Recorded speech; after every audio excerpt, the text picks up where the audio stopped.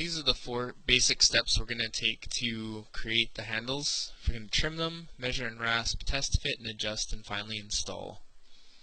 The tools you need are going to be a vise or a clamp to hold down the handle, a wood rasp or sandpaper to get the sides flat, a ruler, saw, a mallet, and a drill. So these are the handles. The one on the top is finished and the one below is from the store. So first thing you're going to do is take the shovel handle and insert it into the socket. I twist it a little bit to make a clear mark as to where to cut.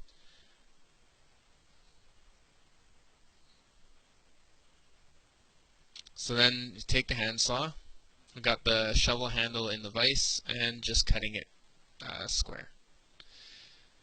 You don't need to worry about the direction of the grain or anything like this at this point. We're just trimming off the narrow portion of the shovel handle, and this cut portion will then become the bottom of the handle that fits into the bottom of the handle socket.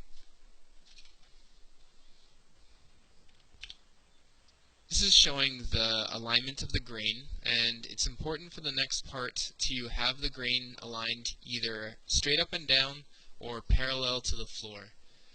So measure 5 inches on the handle, because that's the length of the socket.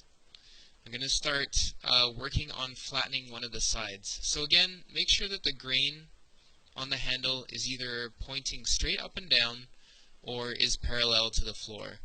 So here I'm using a wood rasp, and I'm rasping the wood and keeping the rasp parallel to the floor. Just continuing that 5 inches, so doing an initial rasp. I'm not going too deep with this. I just want to be able to set one flat edge. All the surfaces are going to be perpendicular to one another, so you get basically a square. So instead of, if you don't have a wood rasp, you can use a coarse grit sandpaper. This is 80 grit, just wrapped around a piece of flat wood, and you can use that just as well. So I'm taking the handle, turning it 90 degrees or a quarter turn, and eyeballing it basically for that previous flat surface and starting on the next one. I'm only going to go about an inch or 2 up from the end, because what's important here is that we make sure that the initial surfaces are perpendicular to one another, and we're just going to use this to do an initial fit to the socket.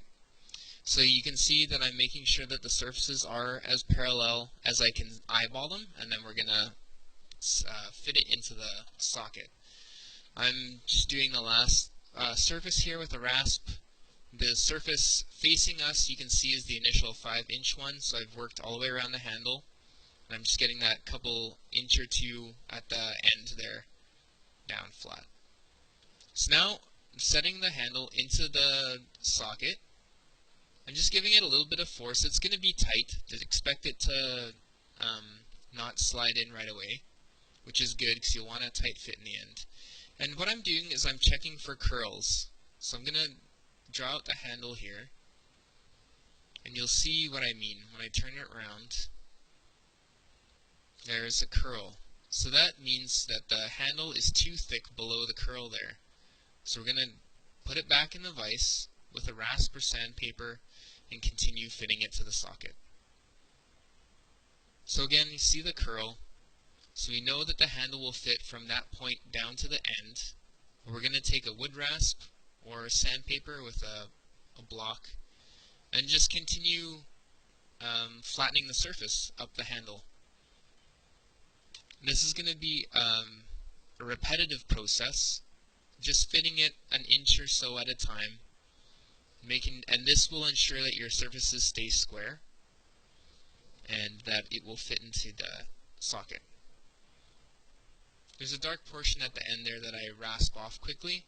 If you see dark portions on the handle, it's actually a clue that it's rubbing on the inside of the socket, and you can sand that off to help the fit. I'm tapping in the handle here with a plastic mallet or rawhide mallet. That's ideal so that you don't damage the wood at the end. And then just checking to see how it fits. I don't want to force it too far, because if I do, it becomes stuck and is very hard to remove. But what I do is take a block of scrap wood and fit it in the underside of the socket, and I give it a few taps. What that does is it releases the handle.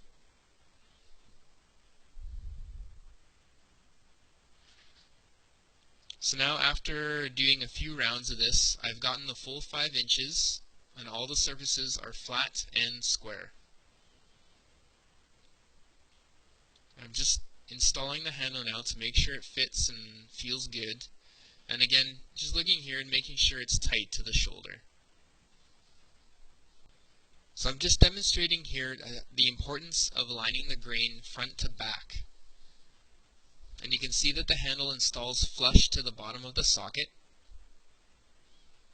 And then I'm going to demonstrate here how to fit the handle if you don't happen to have a vise to put the Broadfork in. Simply stand on one socket with your foot, and then use the block of wood and mallet to knock the handle out. And when you're ready to test the fit for the socket, you just hammer it in while standing the Broadfork on the floor. Once your handles are fitted and installed, you take a drill with a 3/16 inch bit and drill about 1 inch into the wood. This is the pilot hole for the 1/4 inch by 1 inch lag screw, which you can see installed there. And the handles are in, and you're ready to use it. Thanks for watching.